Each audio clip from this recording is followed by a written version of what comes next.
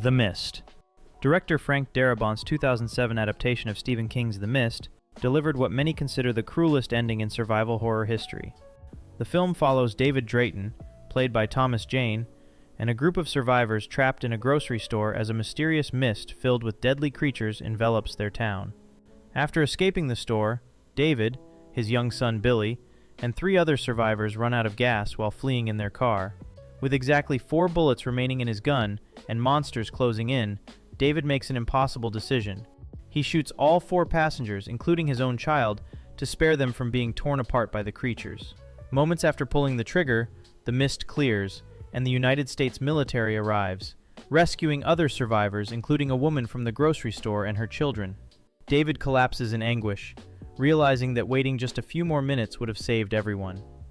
Audiences expected a typical last-minute rescue common in survival films, but instead witnessed the protagonist's mercy become his ultimate punishment. Even Stephen King himself praised Darabont's ending as superior to his original novella, which concluded ambiguously with hope still intact. The timing of the rescue makes this twist devastatingly cruel, as David's decision wasn't wrong based on the information he had, yet the outcome couldn't have been more tragic. Life. The 2017 science fiction horror film Life, starring Jake Gyllenhaal, Ryan Reynolds, and Rebecca Ferguson, concluded with humanity's extinction in a twist audiences never anticipated. The International Space Station crew discovers the first evidence of alien life from Mars, an organism they name Calvin that rapidly evolves and systematically kills crew members. Reynolds' character Rory dies first, despite being the biggest star, immediately signaling that standard Hollywood conventions wouldn't apply. The final 2 survivors, David, played by Gyllenhaal, and Miranda, played by Ferguson, devise an escape plan where David volunteers to lure Calvin into deep space, while Miranda returns to Earth to warn authorities. However, Calvin manipulates David's escape pod controls, causing a collision that sends the pods in opposite directions. Vietnamese fishermen discover David's pod on Earth, covered in a cocoon-like substance. Despite David's desperate warnings, they open it, releasing Calvin onto the planet while Miranda's pod drifts into the void of space. Viewers expected the hero's sacrifice to succeed, a staple of the genre, but the film boldly rejected this formula. By killing Reynolds early, the movie established unpredictability, yet audiences still anticipated Gyllenhaal and Ferguson would prevail. The twist works because it reveals their entire plan failed from the moment it began, suggesting that intelligence and bravery sometimes simply aren't enough against an adaptable alien threat. Cloverfield Lane. The 2016 psychological thriller 10 Cloverfield Lane made audiences question reality throughout its runtime before delivering not 1, but 2 shocking revelations. Michelle, played by Mary Elizabeth Winstead, awakens chained in an underground bunker after a car accident. Her captor, Howard, portrayed by John Goodman, claims a chemical or nuclear attack has made the surface uninhabitable. The film operates as a tense psychological thriller where viewers debate whether Howard is a paranoid madman or telling the truth. After Michelle discovers evidence that Howard previously held another woman captive, she escapes the bunker, expecting to prove him wrong. The first twist arrives when she finds the air is breathable, seemingly confirming Howard's claims were delusions. Then, a massive alien spacecraft emerges from the sky, and Michelle must fight a giant creature for her survival. The genre shift from claustrophobic psychological drama to science fiction action happens in the final 10 minutes, a transformation audiences never saw coming. Director Dan Trachtenberg weaponized genre expectations brilliantly. Psychological thrillers don't suddenly become alien invasion films, yet this one does. The double misdirection validates Howard's paranoia about an attack, while confirming he remained dangerous regardless. Earlier script drafts ended ambiguously without aliens, but the final version's jarring shift creates an experience that defies prediction. Frozen. Adam Green's 2010 survival horror Frozen trapped 3 friends on a ski lift and systematically destroyed every expectation of who would survive and how. Dan, his girlfriend Parker, played by Emma Bell, and his best friend Joe convince a ski lift operator to grant them one final run down the mountain. A miscommunication causes the lift to shut down, with them stranded more than 50 feet in the air, and the resort closes for 5 days. Dan jumps from the lift in desperation, but the fall shatters both his legs on impact. Wolves attracted to the blood kill him as he lies immobilized in the snow. Joe attempts to climb the cable to reach a support tower, but the steel wire shreds his hands, and he eventually falls to the same pack of wolves.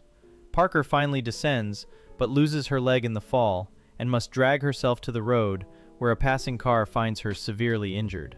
The film was shot practically with actors actually suspended on a real mountain, adding authenticity to the horror. Audiences expected the strong, male characters to survive, or at least one person to escape unharmed, but Frozen rejected these conventions entirely. The realistic approach, using only cold and wolves rather than supernatural threats, makes the tragedy feel plausible and inevitable. Each escape attempt fails more catastrophically than viewers anticipated, creating mounting dread as options disappear. The Descent. Neil Marshall's 2005 cave horror The Descent had two completely different endings depending on which continent audiences watched it in, and the original British version delivered a twist that transformed survival into delusion. 6 women go spelunking 1 year after Sarah's husband and daughter died in a car accident. Their leader, Juno, brings them to an unmapped cave system where they become trapped and hunted by humanoid creatures called crawlers. In the American theatrical release, Sarah escapes the cave, gets in her car, and drives away, appearing to survive her ordeal. However, the original United Kingdom ending includes 1 additional minute of footage that reveals her escape was a hallucination. Sarah is still trapped deep in the cave, having a vision of her dead daughter with a birthday cake as the crawlers approach in the darkness. American test audiences found the UK ending too depressing, so Lionsgate cut the final minute for the United States release. Director Neil Marshall considers the UK version the only legitimate ending, arguing there's no happiness for Sarah even if she physically escaped, since her family is dead, her friends are gone, and her mind is shattered. The Others. The 2001 gothic horror film The Others, starring Nicole Kidman, delivered a twist that inverted the entire ghost story audiences thought they were watching. Set in a Jersey manor in 1945 after World War II, Grace Stewart lives with her 2 photosensitive children who cannot be exposed to sunlight. The children claim to see ghosts, including a young boy named Victor, and mysterious voices plague the household. 3 new servants arrive with peculiar knowledge of the house's history. The massive twist reveals that Grace and her children are the ghosts, not the victims. Grace suffocated her children in a fit of grief before taking her own life, though she had suppressed the traumatic memory. The intruders, hearing voices, are actually a living family who moved into the house, and the new servants are also ghosts, trying to help Grace accept her death. Director Alejandro Amenabar wrote the ending first, then constructed the entire film backward to support the revelation. The photosensitivity isn't a disease, but a metaphor, as ghosts cannot exist in light. Every supernatural event has 2 interpretations, depending on perspective. The film grossed $210 million worldwide on a $17 million budget, and won 8 Goya Awards.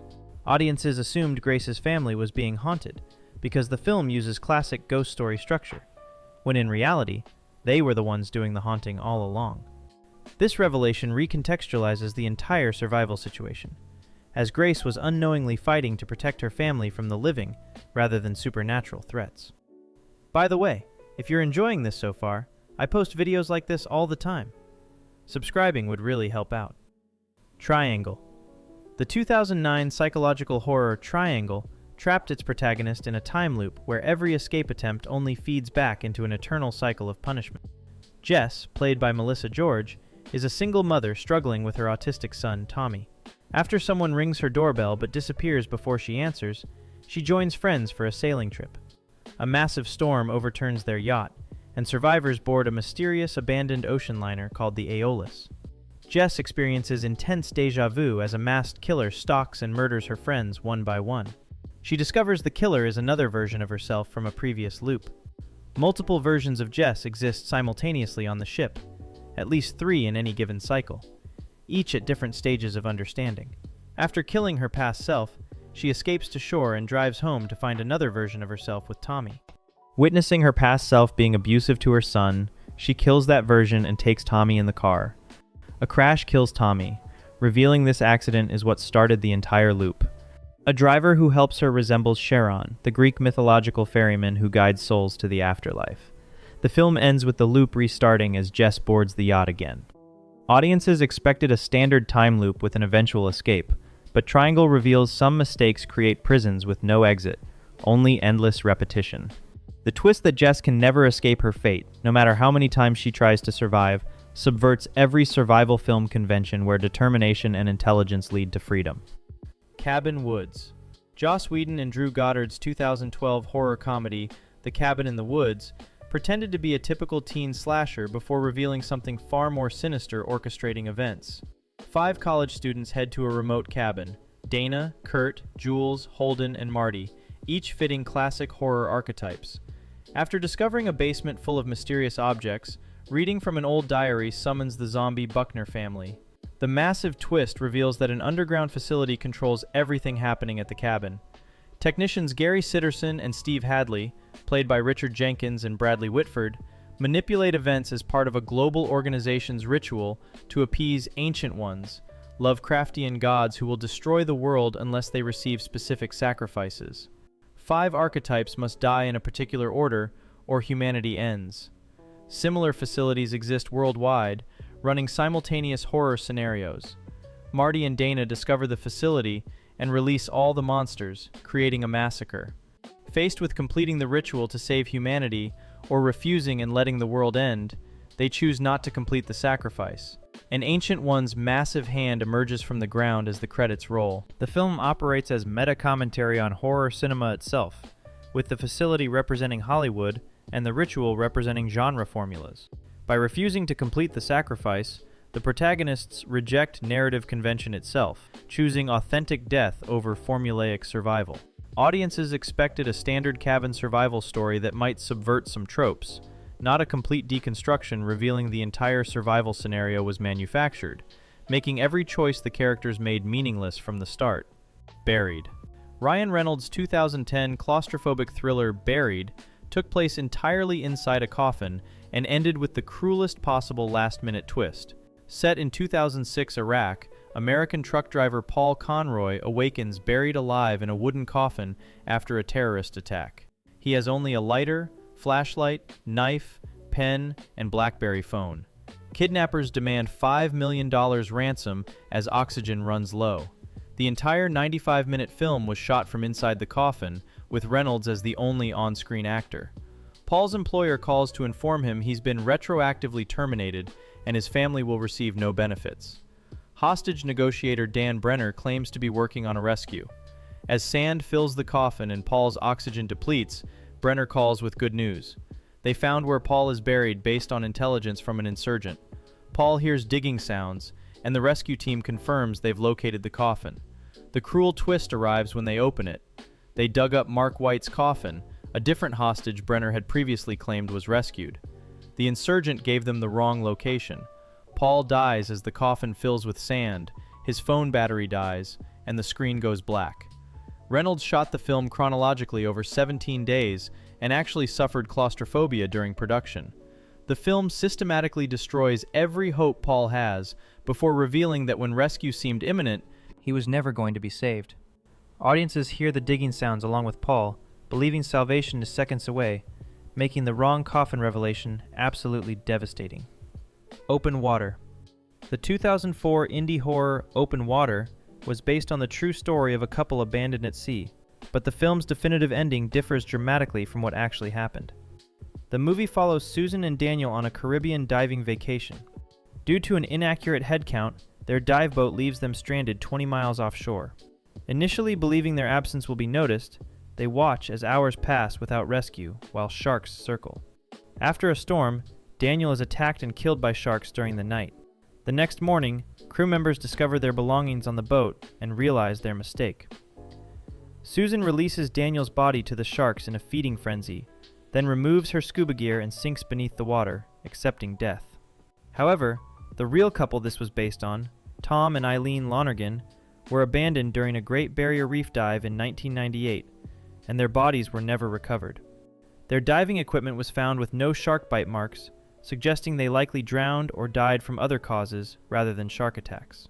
The film added dramatic shark attacks that probably never happened in reality. The true horror wasn't nature, but human error and institutional negligence. 2 days passed before the boat crew noticed their mistake, far too late for any rescue. Queensland introduced stricter diving regulations after the incident, but the changes came too late for the Lonergans. The film made $54 million worldwide on a $130,000 budget by weaponizing audience fear of sharks, yet the actual tragedy involved simpler, more mundane failures that were somehow more terrifying. The twist that the dramatized ending differs so drastically from the unknown real fate makes audiences question which version is more horrifying. Aron Ralston. Danny Boyle's 2010 film, 127 Hours, depicted Aron Ralston's real survival story. But the twist was watching James Franco actually perform the unthinkable solution audiences hoped wouldn't be necessary. On April 26, 2003, Ralston descended Blue John Canyon in Utah alone, without telling anyone where he was going, violating a basic survival rule. An 800-pound boulder trapped his right arm against the canyon wall, 100 feet below the surface. He spent 5 days trapped with minimal water and 2 burritos, trying unsuccessfully to lift the boulder. After having a dream showing himself with one arm, Ralston realized amputation was his only option. He broke his own arm bones, then used a cheap 2-inch dull pocket knife to amputate over the course of 1 hour.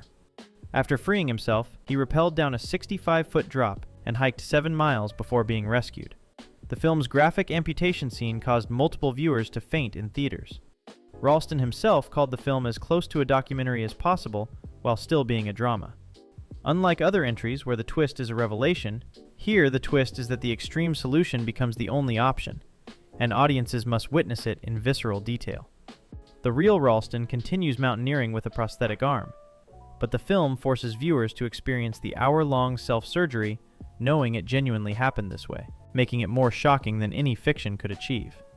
Audiences entered expecting a typical survival story, where rescue arrives or the protagonist finds a clever escape, never anticipating they would watch someone methodically saw through their own arm with a dull blade. The Shallows. The 2016 survival thriller The Shallows, starring Blake Lively, appeared to follow a straightforward shark attack formula, until its climactic twist revealed the protagonist's true adversary. Medical student Nancy Adams, played by Lively, goes surfing at a secluded Mexican beach and becomes stranded on a rock 200 yards from shore with a great white shark circling. The film presents itself as a typical predator versus prey scenario, with Nancy using her medical knowledge to treat her injuries while waiting for rescue. Throughout the film, Nancy attempts various escape methods, all seemingly thwarted by the shark's persistence. In the final confrontation, Nancy lures the shark toward a submerged buoy chain, and the creature becomes impaled on the sharp metal, finally allowing her to reach safety. However, the twist audiences didn't expect was that Nancy's real battle wasn't against the shark at all, but against her own grief and trauma following her mother's death from cancer. The shark becomes a physical manifestation of her internal struggle with loss and her decision to drop out of medical school. Her survival and defeat of the creature represents her acceptance of her mother's death and renewed commitment to completing her medical training. The film's final scenes show Nancy returning to surfing with her father and sister, having conquered both the shark and her emotional paralysis. What appeared to be a simple survival thriller revealed itself as a psychological journey where the physical threat mirrored internal demons, catching audiences off guard who expected nothing more than an intense shark attack film. If you found this valuable, subscribe so you never miss new content. Appreciate you watching.